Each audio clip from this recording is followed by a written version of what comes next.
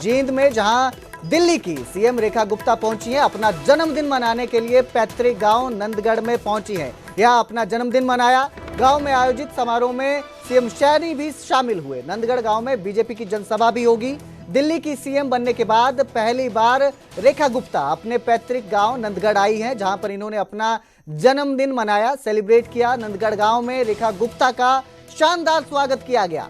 CM Saini कई परियोजनाओं का शिलान्यास करेंगे। आज यहां पर सीएम सैनी भी इनके जन्मदिन के समारोह पे इस अवसर पर पहुंचे थे, मौजूद थे, जहां पर दिल्ली की सीएम रेखा गुप्ता ने अपने पैतृक गांव में जन्मदिन मनाया। तो आज सीएम सैनी कई शिलान्यास करेंगे, परियोजनाओं का उद्घाटन करेंगे। यहाँ पर जींद का नंदगढ़ रेखा गुप्ता का पैतृक गाँव है, जहाँ वो दिल्ली की मुख्यमंत्री बनने के बाद पहली बार आई हैं। अपनी बेटी का स्वागत करने के लिए गांव में जोर शोर से तैयारियां की गई हैं। उनके पुश्तैनी घर को भी सजाया गया है। मौसम के मिजाज को देखते हुए रैली स्थल पर 4 एकड़ में वाटर प्रूफ टेंट भी लगाए गए हैं। इसी कार्यक्रम में सीएम सैनी विकास कार्यों का शिलान्यास और उद्घाटन भी करेंगे। दो मुख्यमंत्रियों के एक साथ आगमन को देखते हुए प्रशासन ने सुरक्षा के व्यापक इंतजाम किए हैं। तो आज सीएम नायब सिंह सैनी यहाँ पहुँचे हैं। सीएम रेखा गुप्ता के जन्मदिवस के मौके पर अपने पैतृक गांव नंदगढ़, जींद में जो रहता है नंदगढ़ गांव है, यहाँ पर सीएम रेखा गुप्ता पहुंची, अपना जन्मदिन मनाया और उनके साथ सीएम सैनी भी इस अवसर पर शामिल हुए। उनके जन्मदिन पर पहुंचे। यहाँ पर उन्होंने केक काटकर रेखा गुप्ता को बधाई भी दी जन्मदिन की। तो आपको बता दें, आज कई परियोजनाओं का जो है आज शिलान्यास करेंगे यहीं पर, और रेखा गुप्ता जो हैं वो भी जनसभा को संबोधित करेंगी।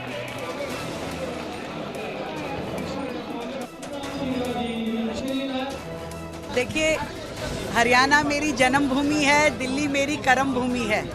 तो आज का दिन मेरे लिए विशेष था। तो मुझे लगा कि मुझे यहाँ आकर के अपनी उस मातृभूमि को भी प्रणाम करना चाहिए जिसमें मैंने जन्म लिया। और इस परिवार ने, आदरणीय भाई नायब सिंह सैनी जी ने और मेरे हरियाणा के पूरे परिवार ने मुझे इतना स्नेह, इतना आशीर्वाद दिया है और आज इतनी सारी योजनाओं के उद्घाटन यहाँ पर रखे हैं और पूरे मेरे गांव को लबालब सरोवर कर दिया है उपहार दे करके, इतनी योजनाएं दे करके। मैं दिल की गहराई से हरियाणा सरकार, मेरे बड़े भाई हरियाणा के मुख्यमंत्री नायब सिंह सैनी जी का धन्यवाद करती हूँ, जो लगातार इतना सुंदर कार्य हरियाणा में कर रहे हैं और हमारे गांव के लिए जो उन्होंने किया है वो अपने आप में अभूतपूर्व है। दिल की गहराई से बहुत बहुत धन्यवाद। गर्व की बात है कि हमारी हरियाणा की बेटी दिल्ली की लोकप्रिय मुख्यमंत्री, जिन्होंने दिल्ली की राजनीति को बदलने का काम किया है, आदरणीय नरेंद्र मोदी जी के नेतृत्व में, हमारे आदरणीय राष्ट्रीय अध्यक्ष जगत प्रकाश नड्डा जी के नेतृत्व में और अमित शाह जी के नेतृत्व में। आज रेखा जी का जन्मदिन भी है। आज अपने परिवार में आई हैं और मैं उनका दिल से बहुत बहुत स्वागत और धन्यवाद करता हूं। और रेखा जी को मैं जन्मदिन की बहुत बहुत शुभकामनाएं देता हूं। दिल्ली इनके नेतृत्व में विकास के नए आयामों को छुएगी और हरियाणा में आज आई है। हरियाणा की तरफ से मैं इनका बहुत बहुत स्वागत और दिल से धन्यवाद करता हूँ। आज्ञा देंगे,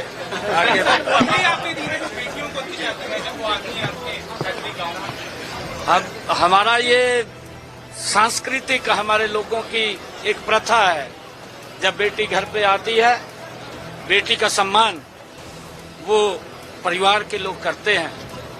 और आज रेखा जी घर में आई हैं, मेरे लिए बड़े गर्व की बात है, गौरव की बात है, जो दिल्ली के अंदर एक हरियाणा का नाम भी ऊंचा किया है।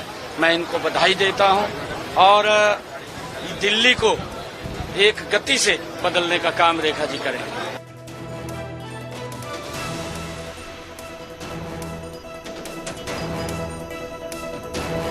अब रुक करेंगे पंजाब के अमृतसर का, जहां से बड़ी खबर सामने आई है। दरबार साहिब को एक और धमकी मिली है। 8वीं बार धमकी भरा ईमेल मिला है। एसजीपीसी को देर रात ईमेल मिला, धमकी भरा ईमेल मिला है। बार बार मिल रही धमकियों की वजह से सुरक्षा बढ़ा दी गई है। दरबार साहिब को धमकियों का सिलसिला जो है वो थमने का नाम नहीं ले रहा है। कल बीएसएफ और पंजाब पुलिस ने संयुक्त रूप से तलाशी अभियान चलाया था। पुलिस ने सॉफ्टवेयर इंजीनियर शुभम दुबे को हिरासत में ले लिया है, लेकिन उसके बाद भी धमकी भरा ईमेल मिला है। सूत्रों के हवाले से बड़ी खबर सामने आ रही है। पंजाब समेत 18 राज्यों में भी धमकी भरी ईमेल भेजी गई है। दिल्ली, उत्तर प्रदेश, उत्तराखंड, बिहार, झारखंड, राजस्थान, एमपी और गुजरात समेत कई राज्यों में भी सार्वजनिक स्थलों को उड़ाने की धमकी भेजी गई है।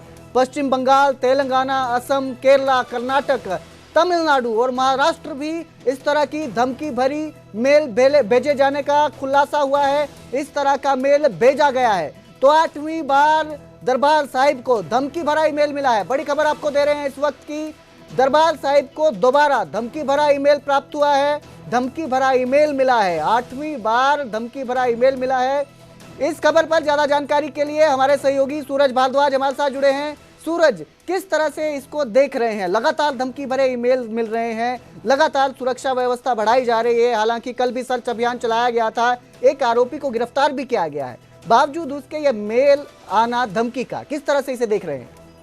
देखिए, ये जो कल हिरासत में लिया गया है शुभम दुबे को फरीदाबाद से, गोल्डन टेम्पल परिसर को बम से उड़ाने की जो धमकियां लगातार आ रही थी, पंजाब पुलिस ने शुभम दुबे को गिरफ्तार किया है। और उसमें जो सूत्रों से हमें जानकारी मिली है, उसमें कई शहर या कई राज्य हैं, जो तकरीबन 18 राज्य हैं देश के, जिनमें से हैदराबाद में, दिल्ली में, जो कई शहरों में, गुवाहाटी में, पटना, कोचीन, इसके अलावा जयपुर, लखनऊ और अमृतसर का तो है ही, 8वीं मेल आ जाई है। बेंगलुरु में, चेन्नई में, मुंबई में कई तरह की जो राज्यों की पुलिस है, उनको धमकी भरे, उनके शहरों में, उनके राज्यों में धमकी भरी ईमेल मिल रही थी। तो जो सूत्रों से हमें जानकारी मिली है, उसके मुताबिक ये जो शख्स पकड़ा गया है, इससे जानकारी मिली है कि इन्होंने ना सिर्फ पंजाब में दरबार साहिब को बम से उड़ाने की धमकी भेजी है, बल्कि और कई शहरों में भी, जिनका मैंने जिक्र किया। देश भर में कई ऐसे शहर हैं जहां पर इन्होंने इस तरह की ईमेल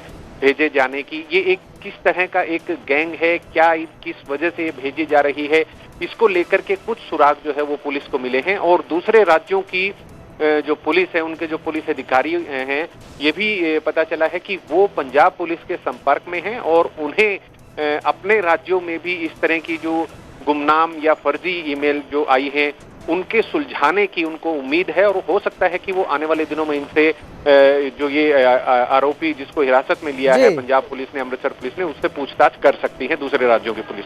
जी, बहुत बहुत शुक्रिया इस तमाम जानकारी के लिए। तो लगातार धमकी मिलने का सिलसिला जो है वो थम नहीं रहा है।